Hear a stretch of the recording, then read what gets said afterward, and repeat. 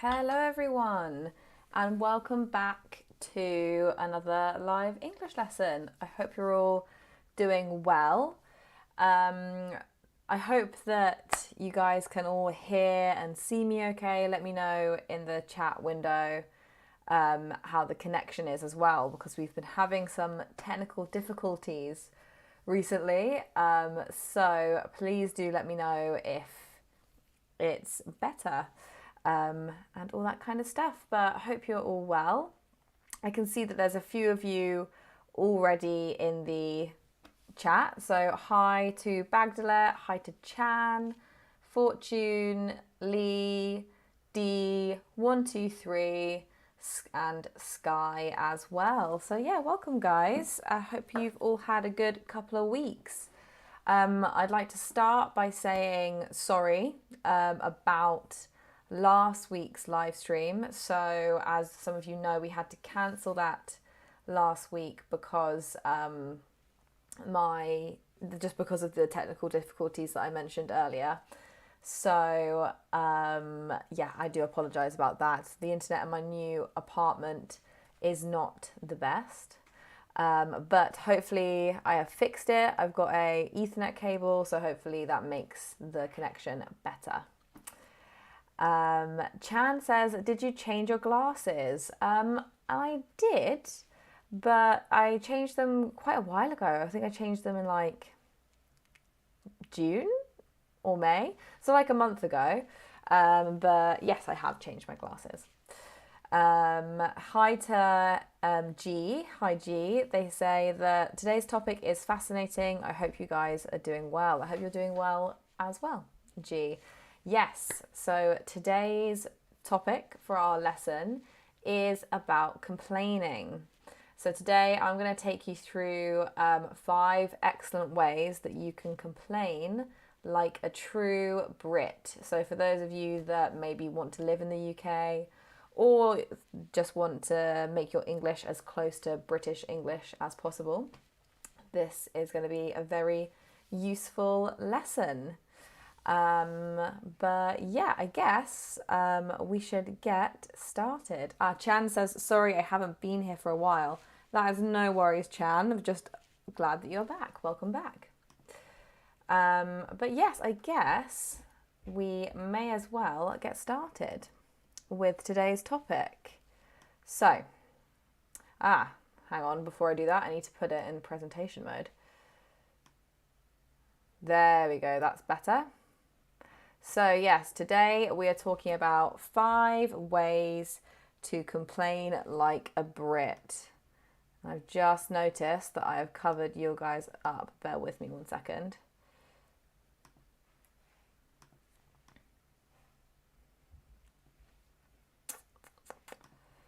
Okay. Now we're ready to start, bear with. I've clearly had 1 week away from the live stream and forgotten how to do it. But yeah, so today we're talking about 5 excellent ways to complain like a Brit. But first of all, we need to ask our trivia question of the lesson. So at the end of today's lesson, I am going to reveal the answer to this question. So across this lesson, I want you to just think about it. No Googling and no writing in the comments just yet. But where does Sherlock Holmes live? And now I want his specific address. So not just the city or the country. I'd like to know, what is Sherlock Holmes' specific address? Where does he live? Because that's quite famous. So some of you should know the answer to this question. But let's get started. Sky says on Earth. That's very clever, Sky, but I wanted a little bit more specific than that. I wanted actual address. But without further ado, let's get started with our English class. So, quick warm up. I just want to get your guys' ideas flowing, get you into the mindset of complaining, and I want you to tell me, what are some words for complaining? Now, D, I see, has answered our trivia question, and I'm not gonna reveal the answer just yet. So if you can say it again at the end of the lesson when we reveal the answer. But can you guys tell me, what are some words for complaining? And by words for complaining, I mean, what are different ways or different synonyms for the verb to complain? Because we have lots of ways of saying to complain in English. So I'd like for you guys to think of some examples and write them in the chat window. Hello to Sanju, welcome to the live stream. They say, sorry I'm late, but no worries, that's absolutely fine. So today we are talking about complaining. So Bagdala has given me some good phrases. You know, I'm going to take this out of presentation mode so I can type them. But Bagdala has given me some good phrases for complaining. They've said, oh no, what a shame, and what a pity. Now, these phrases are really good, but I'm not sure if they're necessarily words we would use for complaining. So this is more words for disappointment. So when something disappointing or bad has happened and we want to say like, we want to express that it's disappointing, but we want to do it politely, I think this is when we would use these phrases, but not necessarily for complaining. And also, I was more looking for different words that mean the same as complain. So I'm going to give you an example. To moan.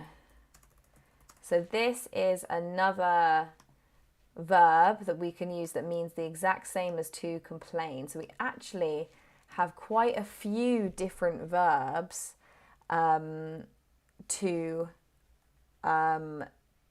describe when someone is complaining. And I think that's because we complain so much here in the UK. So, can anyone think of any synonyms with complain or moan? To moan. Well done, Bagdalet. That's a really good one. And it rhymes. They've said to groan. Very good. I like that. Anything else? I've just thought of so many more now that you said groan. So anyone think of any other examples? So you've got to moan, to groan. Booing. Yeah, I think booing kind of is one of them. So booing is obviously a sound, but you could say like they were boo-hooing. But I'm not quite sure that's a synonym. So any others? I'm going to give you guys another one that I quite like to say. To whinge. I think that's quite a good one. To whinge? Is that how you spell whinge? No, that's not how you spell whinge. I think it's with a H. To whinge, yes. So you've got to whinge, could be one. Any other ideas? So we're looking for synonyms of the verb to complain. So to moan, to groan, to whinge. Any other synonyms of the verb to complain? Some people have given me some good phrases for complaining, but we're going to look at those in a moment. So I'm going to give you some more. So another one which Bagdalet reminded me of with to groan, you can also say to grumble. To grumble is quite a nice one. You can imagine an old man grumbling. D has given us a really good example. They've said whining. So to whine. Very nice. That's a really good one. To whine and to whinge. So I think we'll leave it there. But as you can see, I'm sure there's many, many more phrases that we could use. But as you can see, there are so many synonyms in English for the verb to complain. And I think that kind of shows you how much we love to complain here in the UK. It's almost like a competitive sport. Not quite, I was joking there. But we do like to complain a lot about different stuff. But what situations do you think we usually complain in? Or what situations do you guys usually complain in? So can you tell me in the comments? So I'm going to change it, and we can change this slide and we can brainstorm some ideas. So when do you complain? So when do you complain? What situation do you complain in? I will start us off and give us an example about what I complain about, which is something that's very British, but the weather. I always complain about the weather. We recently actually had a really big heat wave. I know that it's been really hot in lots of countries across the world. A lot of my Korean students are telling me about how hot it is. But it was like very sunny and 29 degrees in the UK, which is obviously lovely, but I was still somehow complaining. Sky's given us some good examples. They have said, when the food served is not what I ordered. So good. So food service. That's a good example of a situation where you might complain. Good. Anyone else? 123 just says when the situation is unfair. So any unfair situations. Very good. So any more examples? I'm trying to think if there's any more examples of when I like to complain. When things are late, like buses.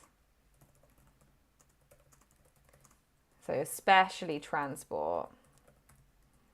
So when things are late, another good word for that is just delays.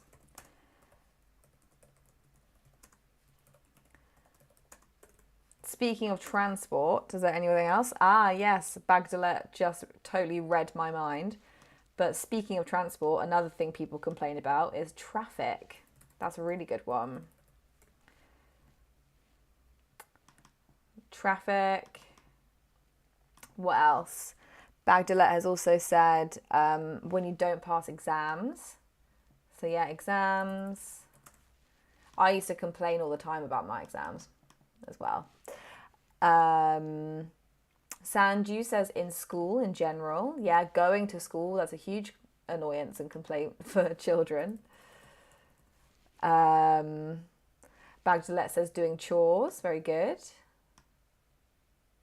This is kind of like, reminds me of the stuff people I used to complain about as a teenager. I guess teenagers do complain quite a lot, don't they? They like a good moan.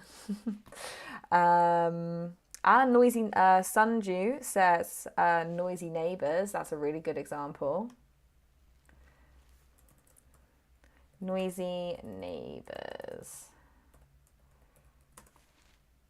Spelling noisy wrong. How embarrassing. And then, God, we've got so many. Sky says hard work, which is quite funny. I like that one.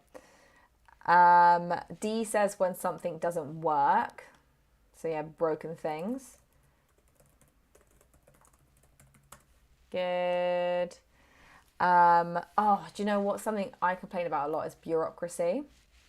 I hate it. I find it so annoying. So like, kind of like systems and red tape is a word I think that's used to refer to it, but it's just like processes and systems in order to get like a visa or something. I hate that. I find it so annoying. Homework, Chan says, and then Jisoo says lockdown because of COVID. I think yes, COVID in general. Let's just put COVID, because that is a very annoying thing in our lives. Bowie says salary. That's a good one. So I'm going to put work in general. So stuff at work. And then Sky says when a car blocks your car when parking. So I'm going to put parking. I think lots of people like to complain about parking. Good. Well done, guys. Excellent. Those are all really good suggestions. So I've got you in the mood now for some complaining. So, complain like a Brit. So now there are two British stereotypes. One is that we are indirect and non-confrontational. So there's a stereotype that we're very like polite or maybe even passive aggressive, which is polite saying it nicely and passive aggressive is saying it not so nicely. And I do think that this stereotype does ring true. And then the second British stereotype is that we love to complain. So these stereotypes seem like they would kind of conflict, right? Because if we're indirect and we don't like confrontation, surely we wouldn't like complaining about stuff, but we do. So how can these two British stereotypes kind of come together? So in today's class, I will teach you 5 polite and very British ways that you can complain. So let's take a look. Some of you actually already guessed a couple of these phrases in the chat box. So let's take a look. Our first one is sorry to bother you, but. So Brits often use the word sorry to make their statements seem less direct and more polite. We're kind of like apologising for what we're saying, essentially. Apologising for just being there as well. Often other Europeans make fun of us for this and say that we apologise all the time, which I do think is true. But yeah, so if you ever want to complain about something and you want to make it seem more polite or you want to be very British about it, apologise before you even start to make the complaint. So let's look at some examples. Sorry to bother you, but my soup is cold. Sorry to bother you, but this item is damaged. Sorry to bother you, but my bill is wrong. Okay, let's move on to phrase number 2. I hate to say this, but. So this expression makes it seem like you really don't want to complain, therefore you're being really, really non-confrontational.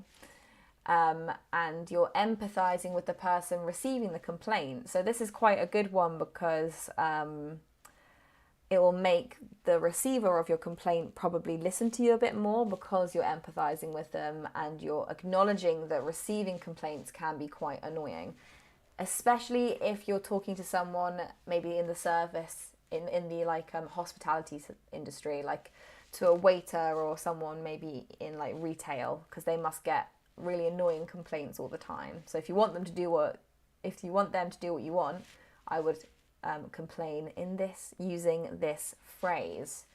So let's take a look at some examples. I hate to say this, but I don't like the food.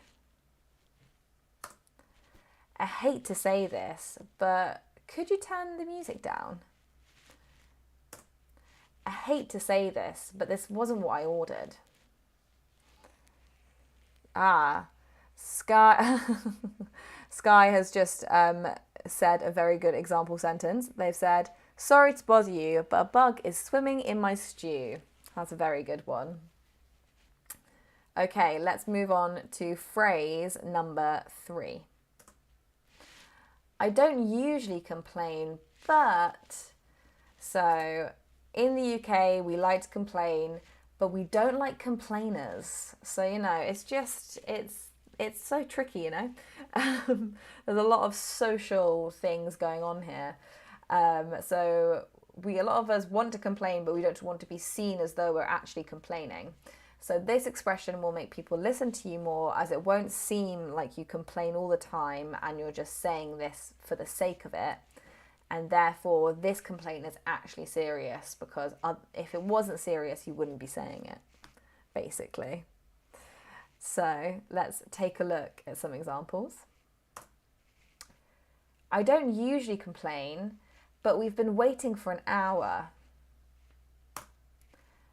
I don't usually complain, but the package is opened. I don't usually complain, but I think I was overcharged. Okay, And Sky has done another example sentence, which is very good. And also, as I'm reading these phrases out, guys, you are very welcome to have a go yourself and write your own example sentences in the chat window like Sky is doing, and I will read them out as we go. So yeah, I'd love to hear your examples as well. So another example from Sky is, I hate to say this, but this plate is dirty. Very good, Sky, well done. So phrase number 4. Excuse me, do you have a moment? So this is a good expression when you have a complaint that needs a longer explanation, or you want to have a longer conversation about with someone about it. So the full phrase, so we don't need any example sentences, because the full phrase is just, excuse me, do you have a moment? So that's when you're asking someone to maybe come away and talk with you for a little bit. So some example situations where you could use this phrase would be in the workplace to complain about someone's behaviour. So you might say this to a more senior work colleague if you want to talk with them in private. So like, excuse me, do you have a moment? And you might want to discuss something away from your other colleagues. Maybe in more complicated retail situations, which need more explanation. Or maybe to complain to a neighbour that you don't know very well. So if you want to speak to your neighbour and you don't know them, and so you want to address them slightly more politely and more formally, then you can use this phrase. Bagdalet says, I assume most complaining occurs in restaurants. Yes, probably. I think there's a lot of situations where if something bad happens, you just kind of accept it. But if it's anything to do with food, I guess people don't usually accept it. But we've got some great examples from Bagdalet. He said, excuse me, do you have a moment? I'd like to file a complaint. Very good. Sky says, excuse me, do you have a moment? Looks scary. I want to talk with you. Seriously. Yes, this is a very serious one. So I'd use this one when you have a big problem with something. It's like you're being told off at school, isn't it? This phrase. All right, and number 5 is, I'm afraid there's a problem with ... So this expression is similar to the first one, as you are apologising again for having a complaint, I'm afraid. So this might seem a bit odd to apologise for having a complaint, since if you're complaining, probably someone else has done something wrong, not you. However, this is the way Brits communicate with each other. So yeah, it's the little the dance we do with each other to be as indirect and polite as possible. So some example sentences with this phrase are, I'm afraid there's a problem with our ticket. I'm afraid there's a problem with our meal, happening in a restaurant again. And again in a restaurant, I'm afraid there's a problem with the service. Although I suppose this might not necessarily be in a restaurant, but yes. All right, we've got another good example from Bubble Tea, who has said, I don't usually complain, but we've waited over 2 hours to eat. Would you mind cancelling this reservation? What a really good sentence. Well done, Bubble Tea. That's excellent. Okay. And another example sentence from Bagdalet. I'm afraid there is a problem with this equipment. I hope you're not talking about my equipment. And Sky, I'm afraid there's a problem with this iPad that I bought yesterday. Very good. Well done, guys. Excellent. All right. So, what do you know? Oh, goodness. What do you notice now about the voice in all of the phrases we've looked at today? So, I'm afraid there's a problem with my order. I'm sorry to bother you, but there's a mistake on our bill. I don't usually complain, but the package has been opened. So what do you notice about the subject of the verb? Who is the subject of the verb in each 3 sentences? Any answers? So think about the subject of the verb in each of these 3 complaints, and what does that do to the voice of the complaint? And I've kind of been talking about it already a little bit in this lesson, talking about kind of the type of speech that we often use in British English. I'm going to give it like 30 more seconds to see if anyone can guess before I reveal. So, the subject of the verb in each sentence. There's a problem with my order. There's a mistake on our bill. The package has been opened. So, no one has guessed, so I'm going to reveal the answer. And the answer is, they are all in the passive voice. So, the passive voice is used when the person or thing affected by the main verb becomes the focus. So, when we use the passive voice, so basically a lot of English, British English, is in the passive voice, and it's what we use to make our sentences sound less direct and more polite. And it's when the thing affected by the main verb becomes the focus rather than the person doing the verb.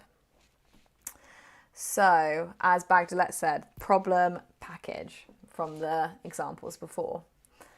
So, for example, an active sentence, when will you make dinner? When will you make dinner? So the person doing the action is the focus. When will dinner be made? When will dinner be made? So dinner, the thing, becomes the focus, not the person doing it, which makes it seem less direct. So the way we form this passive voice is to use the verb to be and the past participle. Good. So let's take a look. So let's practice. So in the chat box, I want you to make some complaints using the phrases we just learned. So a couple more examples, and I want to make sure you are using the passive voice about these following situations. So in a moment, a situation will appear on the screen, and I want you to use the phrases we've learnt and the passive voice to make example sentences and put them in the chat window.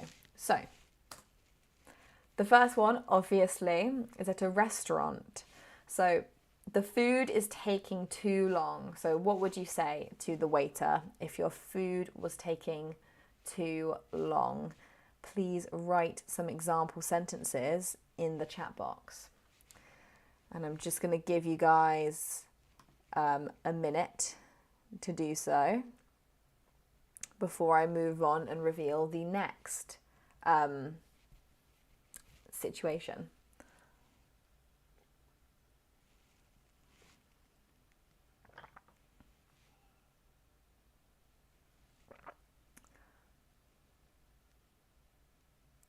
Anyone? Any example sentences? Sky, you were full of example sentences earlier. Have you got any more for me?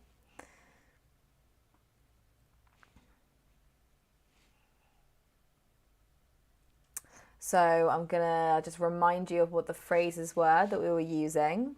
Sorry to bother you. I'm afraid there's a problem with. I don't usually complain, but I hate to say this, but. So, 1, 2, 3 says, when the food gonna be served? Now, This is not in the passive voice and you're not using one of our polite phrases, so try again. Chan has said, sorry to bother you, but when will the food is taken? So maybe when will the food arrive, or when will we get our food? But well done, very good. Good one from Sky. I'm afraid the food has not been served. Very good. I mean, that is more what the server might say. So you might want to be like, I'm afraid there's a problem with our order. Our food has not been served. Just as I am says, I don't usually complain, but I want to know when my meal is served. Very good. Or you might say, when is my meal going to be served? But very good. Well done. Bubble Tea says, I'm afraid there's a problem with my order. Is everything all right? Very good. Well done. D says, I hate to say this, but the food hasn't come out in over 30 minutes. So remember, you've got to include that preposition, in over 30 minutes. But very good job. Well done. Nice. Okay, let's take a look at the next situation. So this is in class where a test was graded incorrectly. So how might you address this problem with your teacher? Bagdalet has given us an example sentence for the restaurant, and it is, excuse me, do you have a moment? I would like to report a problem about my order. Very good, Bagdalet. I think instead of about, I would say a problem with my order, but very good, well done. Okay, so any example sentences for this next situation where a test was graded incorrectly?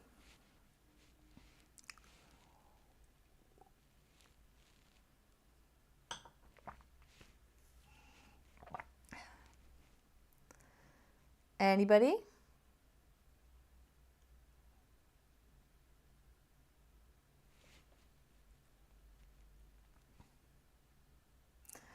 Maybe you might say, I'm afraid there's a problem with my test. You could say. Anything else? I'm going to put up the next topic as well so that you guys can do it about that one. But maybe, and this could be the last one, at home, a neighbour is making too much noise. So you could write an example sentence about either one, about the class or about a neighbour making too much noise. So 123 says, excuse me to bother you. So it's either excuse me or sorry to bother you, not both together. So sorry to bother you. Can you check my test again? Maybe you did some mistakes grading it, not graduating it. But well done, 123, really good. So sorry to bother you, or excuse me. Can you check my test again? Maybe you had some mistakes grading it. Very good. Sky says, I don't usually complain, but I think my test wasn't graded correctly. Very good, Sky. Well done. That's perfect. Bubble Tea says, I'm afraid there's a problem with my grade. Could you check again, please? That's also perfect, Bubble Tea. Well done. Chan says, I don't usually complain, but I think there's something wrong with my test results. Very, very good. Well done. Bagdalet says, I hate to say this, but the last question is incorrect. This hasn't been put correctly. Well done, Bagdalet. Very good. And D says, sorry to bother you, but I don't think I deserve a C. Very good. Well done. Just remember that article before C. So I don't think I deserve a C. Very good. And then Sky says, for the home situation, sorry to bother you, but it's too much noisy here. Please turn it down. So, very good, Sky. Now, this is a common error that some students make where they say too much noisy. Now, noisy is an adjective, whereas noise is a noun. So we can't say too much noisy, but we can say too much noise. So you might say, sorry to bother you, but it's too noisy. please turn it down. Or, sorry to bother you, but you're making too much noise, please turn it down. So either, sorry to bother you, you're too noisy, please turn it down. Or, sorry to bother you, but you're making too much noise, please turn it down. But very good, well done. 123 says, I hate to say this, but can you shut the music down, please? It's late. Very good, 123, that's perfect, well done. And Seungju says, I don't usually complain, but the noise is way over the line, mate. I love that, that's very British. Well done, Seungju, that's really, really good. That's excellent. Way over the line, mate. Fantastic. Okay. Now, let's take a look at some grammar. Woohoo, everyone's favourite. Let's just move me up here. So, too or not enough. We can use too or not enough to describe problems and make complaints, but they mean different things and sometimes can get confused. So here are the patterns. So the pattern for too is you just use too plus an adjective or too plus an adverb. So we use too to mean when there is a large amount of something, but it's a bad thing, excess. So in the last situation, we were talking about too much noise or it being too noisy. So we can't say too noise because that's that is a noun, but we can say too noisy, which is an adjective. So some more examples is the bike is too expensive, or you're walking too slowly. So the bike is too expensive, you're walking too slowly. Now the pattern for enough is not plus adjective plus enough. And we use this when we're describing something that's lacking. So too little of something. For example, say you have a very green banana, you would say, this banana is not ripe enough. So this banana is not ripe enough. So now I would like you guys to try and make some complaints using too or not enough in the chat box window. Now, Sky has said too noisy and making too much noise. Yes, that is correct. And Bubble Tea says, I hate to say this, but I guess there's enough noise. There's too much noise, I think is probably what you're trying to say. Please be considerate of each other. So yes, when we're saying that there's a lot of something and it's bad, we're going to use too and the adjective, but well done. Now, whilst you guys are thinking of some example sentences using too or not enough, I'm going to answer an off-topic question that Bagdalet has just put in the chat window. So Bagdalet says, I hope this is okay to ask an off-topic question. Would you be able to explain the use of per se?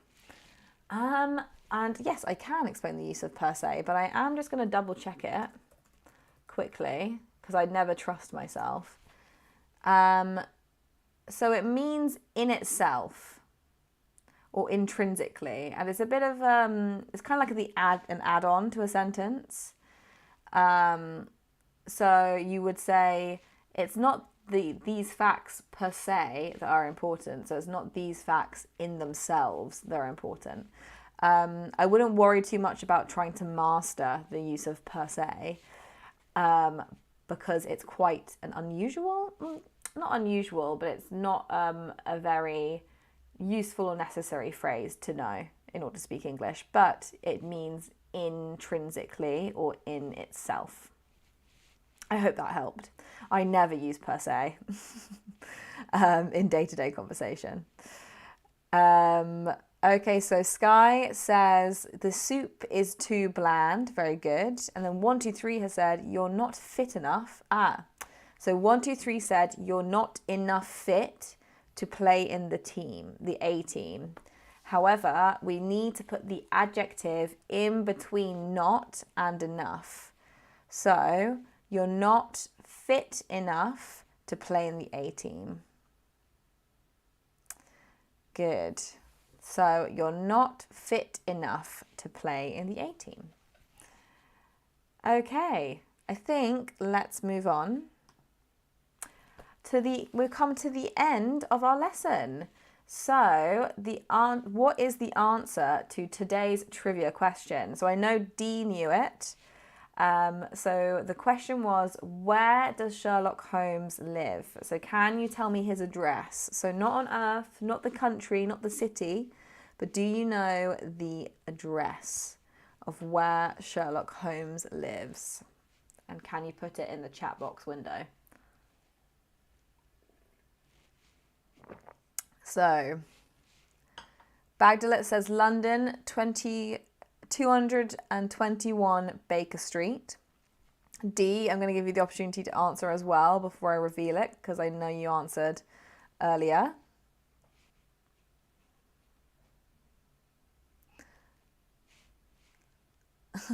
Chan says Sherlock Holmes. That's very funny. 123 says in his house. Yes, very good, guys.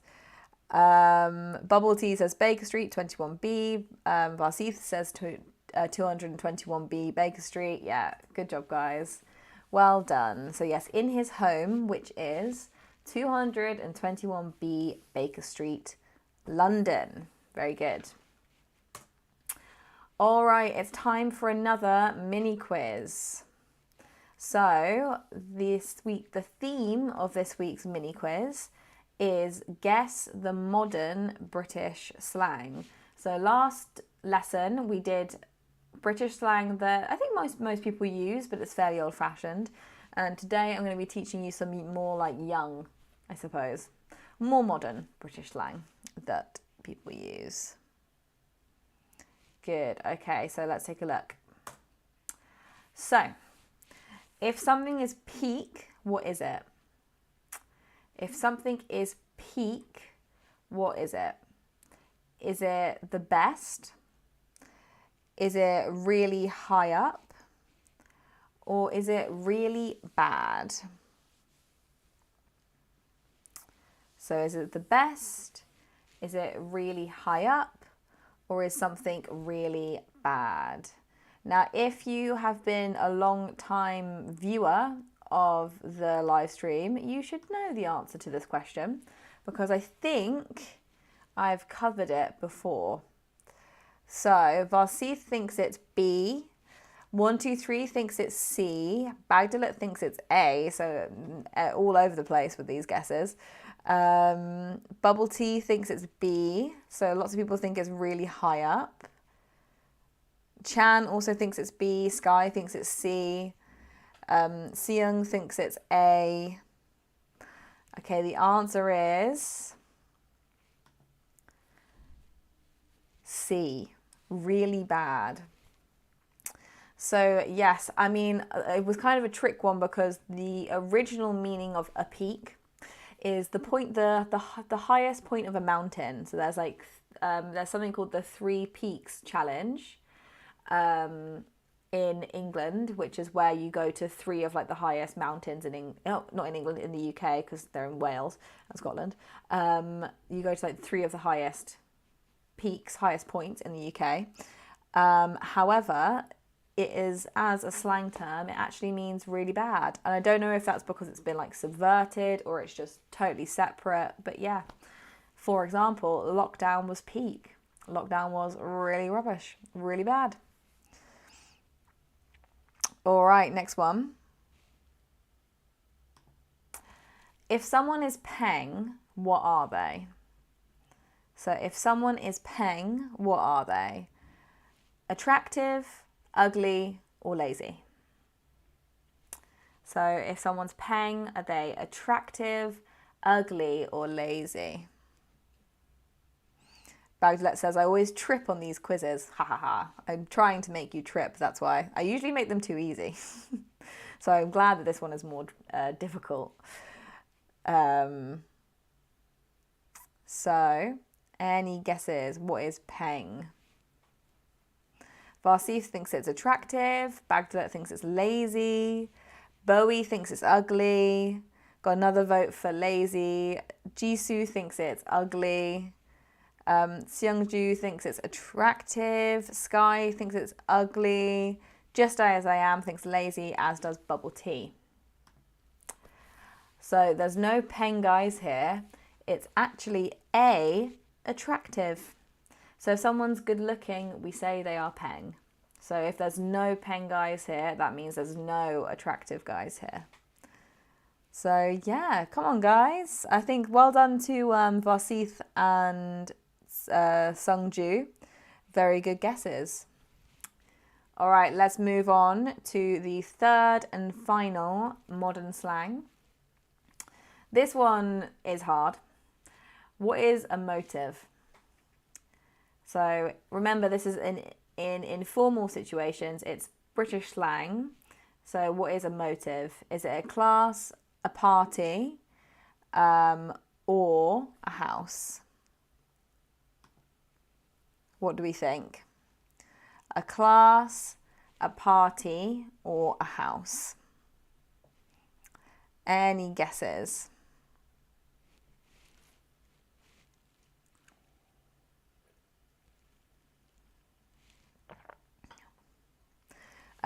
Sky thinks it's a party. Very good. Anyone else? Bagdalet thinks it's a party, as does Just As I Am. Any more guesses? Chan says party. D says party. Wow, well done guys, you got it.